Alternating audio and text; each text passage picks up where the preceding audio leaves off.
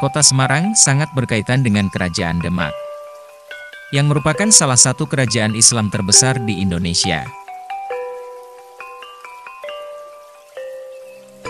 Di wilayah kerajaan ini, hiduplah seorang pangeran bernama Raden Made Pandan. Raden Made Pandan dikenal masyarakat setempat sebagai seorang bangsawan dan ulama. Beliau sangat dihormati dan disegani oleh penduduk setempat karena kebijaksanaan dan kewibawaannya. Raden Made Pandan memiliki putra yang bernama Raden Pandanarang. Anak laki-laki ini mempunyai kepribadian baik dan dikenal sebagai seseorang yang baik hati, ramah, sopan, dan berbakti kepada orang tuanya. Pada suatu hari, Raden Made Pandan mengumpulkan para pengikutnya dan mengajak untuk meninggalkan kerajaan Demak. Dalam perjalanannya menuju ke arah barat bersama pengikutnya, Raden Made Pandan juga ikut membawa anak laki-lakinya, Raden Pandanarang. Setelah menghabiskan waktu dalam perjalanan, rombongan Raden Made Pandan akhirnya berhenti di sebuah hutan yang dirasa cocok untuk ditempati. Pohon-pohon dalam hutan itu kemudian ditebangi dan dibangunlah pedesaan beserta pondok pesantren. Di wilayah itulah Raden Made Pandan menghabiskan hidup bersama anaknya.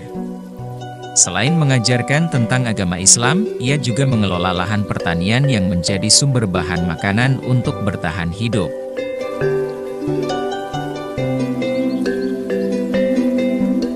Daerah yang dirintis pembangunannya oleh Raden Made Pandan beserta pengikutnya ramai didatangi oleh para pengelana dari luar. Selain untuk singgah, ada juga yang berniat untuk menimba ilmu agama Islam di bawah bimbingan Raden Made Pandan.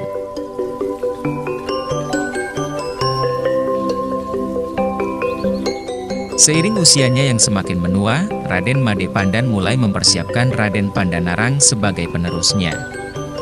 Ia berharap bahwa anak laki-lakinya bisa mengajarkan agama Islam dan mengolah tanah pertanian seperti dirinya.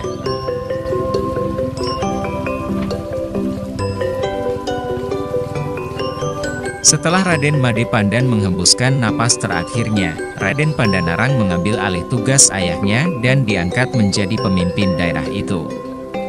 Ia menjadi guru agama Islam yang sama-sama disegani seperti ayahnya.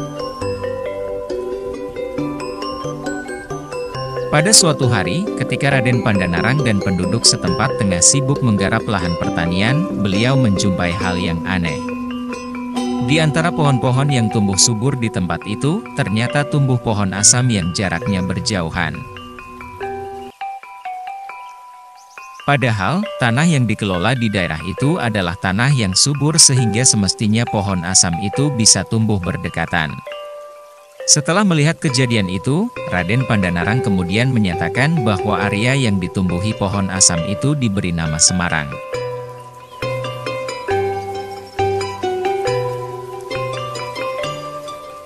Semarang berasal dari gabungan kata asem dan arang dalam bahasa Jawa yang secara berurutan berarti pohon asam dan jarang-jarang. Jika digabungkan, kedua kata itu artinya adalah pohon asam yang jarang-jarang. Itulah tadi terbentuknya nama kota Semarang, yang sekarang menjadi salah satu kota besar di Indonesia.